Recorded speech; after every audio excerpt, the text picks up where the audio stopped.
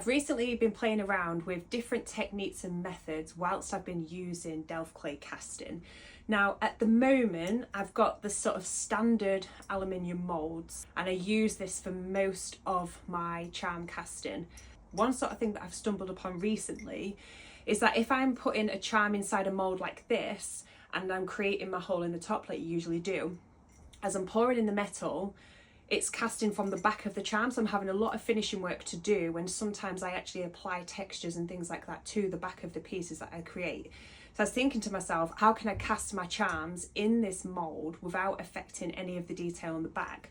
So I bought myself a side casting version and I just got this off Temu. And as much as it's great, look at the size difference between the two. This one's pretty huge and that one literally fits inside of it, which will be great for bigger pieces. When I come to casting bigger pieces of jewellery, no problem at all. But at the moment, my pieces are rather small, like pendants like the one I'm wearing here, so I don't need a mould this big. It takes a lot more time and a lot more effort to pack that full of sand. However, because you're able to put the charm inside, I put the base of the charm facing the hole so that when I did pour in the metal, it cast it from the side of the charm. So if you imagine like a piece like this, it cast it from the side rather than the back. So what I did end up with was a perfect charm that came out and minimal finishing just to the side of the charm. And it doesn't really matter if the detail gets affected too much because I can just kind of apply that with files and bits and bobs that I have. So I thought to myself, well, it'd be great if I could have this style mould, but with this kind of size. And I've looked around, and to purchase something for this size is anything between sort of 25 and 50 quid, depending on where you get it from.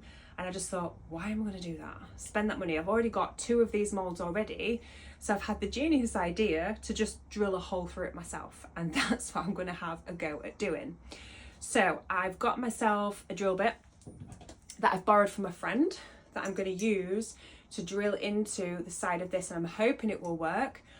I don't know, but I just thought it's worth a try, and I can afford to at least spare one of these moulds anyway. I'm pretty certain it will work. So I'm going to work through the process, starting with the aluminium moulds that I've already got. So first things first, I'm aligning the mould with the 2 lines really precisely to make sure that when I do drill the hole, the mould still maintains its precision. You want a seamless join and you don't want any distortion to the charm.